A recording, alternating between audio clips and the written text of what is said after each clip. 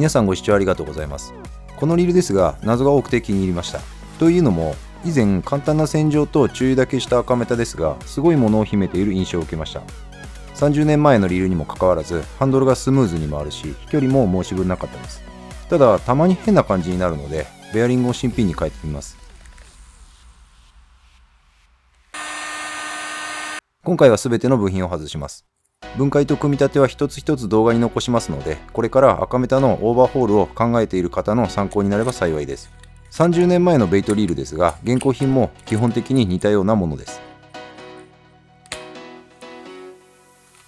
このドラッグ調整の音出しの機構は今はない設計です。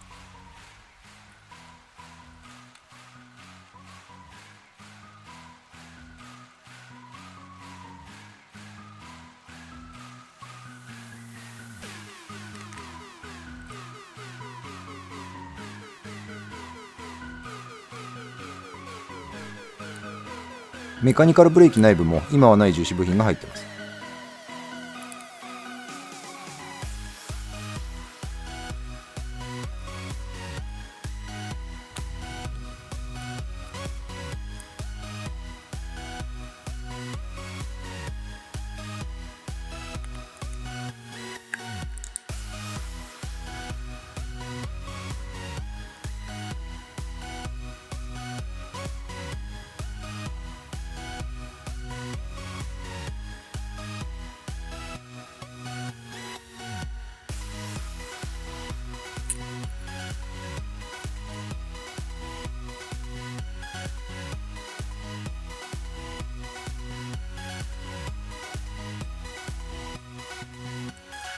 クラッチ周りは組み立てに苦労するので、このリールに関わらず分解はあまりお勧めできません。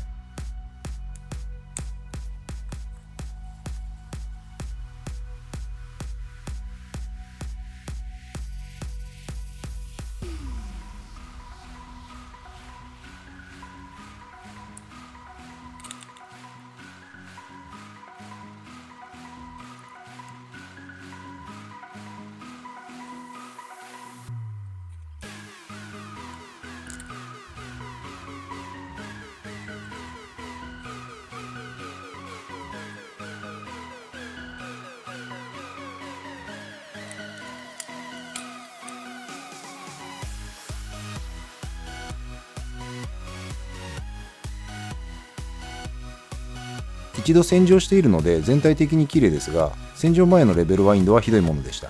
ウォームシャフトにはベアリングが入ってます。ハンドルの回転の良さはここだけが理由でしょうか。手持ちの他のリールもベアリング入れましたが、このリールほどは回りません。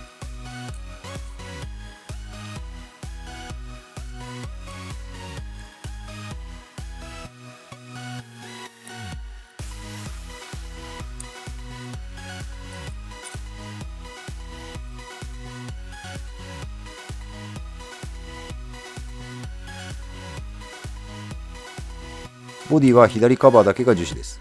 今時のフラッグシップと同等の仕様です。せっかくなので外観の変更をします。ボロボロの外観はカーボン調シートで仕上げますので、ブラシと中性洗剤で丁寧に洗ってきました。念には念を入れて超音波洗浄機も使えます。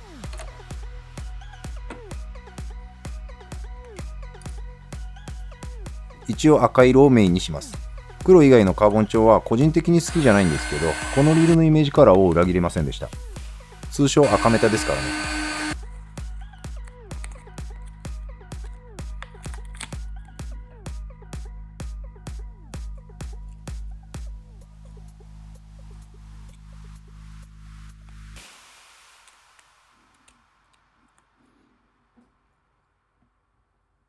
下地が透けるため思ったよりは近い色です。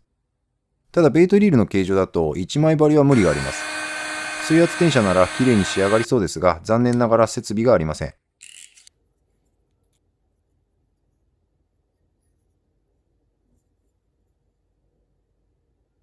はい、実は納得いかずにやり直してます。水張りで少しでもクオリティを上げましたが、結局微妙な結果です。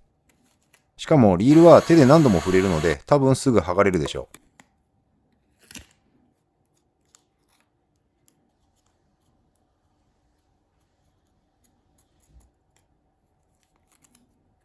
ロゴを失ってしまいましたので、シマノの文字はカッティングシートで作ります。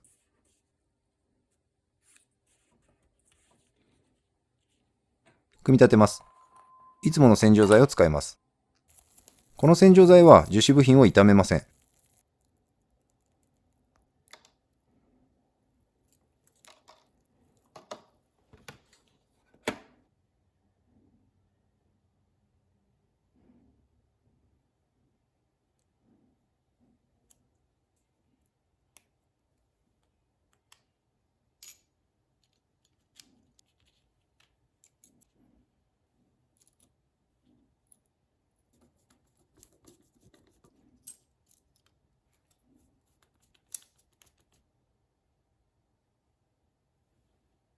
交換したベアリングはシールドなしの開放型です。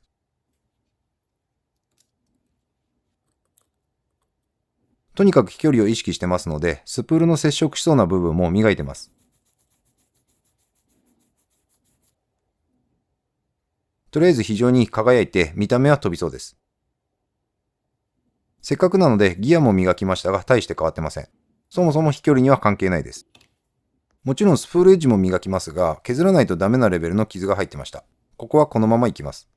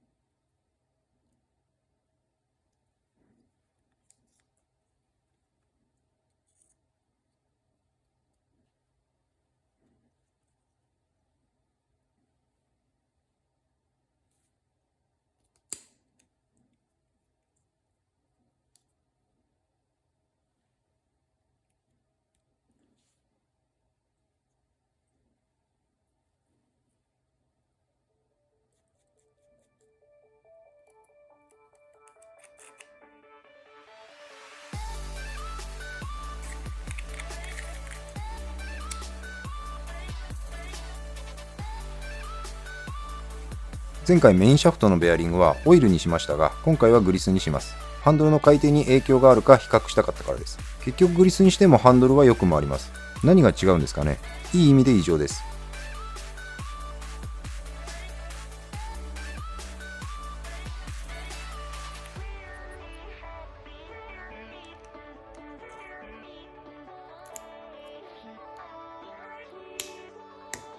このスプール脱落防止のピンは最終的に外しました。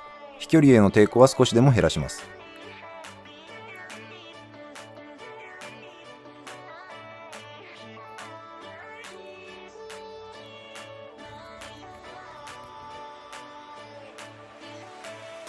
スプールのここのベアリングも結果的に外しました。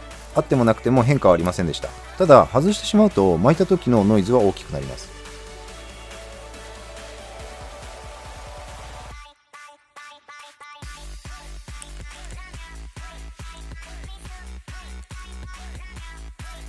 ハンドルも変えました。ハンドル交換するとドラグ調整の音は出せなくなります。加工して元々あったキャップをつければなるのですが、面倒なのでやめました。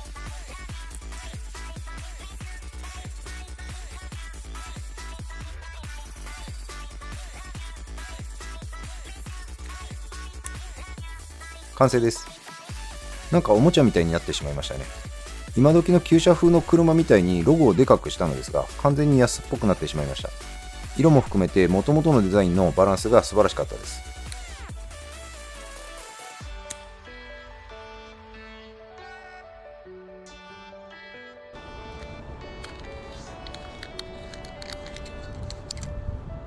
せっかくなので2021年モデルのスコーピオン DC と投げ比べます。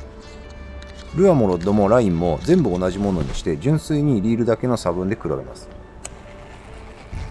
やっぱり飛びますね。とても30年前のリールとは思えません。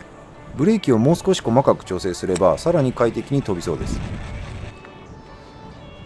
気になることがあるとすれば、ギアなど修道部は確実に摩耗しているので少々ノイズが出る印象です。ここは非常に古いので仕方ないですが、完全に直すには苦労しそうです。2021年のスコーピオン DC を投げます。こっちの方がちょっと飛ぶ程度の差になり、メタニウム XT は優秀ですが、DC ブレーキの安心感が非常によく分かった結果でもありました。新しいものと比べると、ブレーキの性能だけでなく、ギアやドラグのタイマー毛性にも差は出てくると思います。ただ、メタニウム XT は30年も前のリールですから、それでこの性能なら未だにコアなファンがいるのもうなずけます。新しいものに魅力を感じないなら長く使ってもいいリールでした。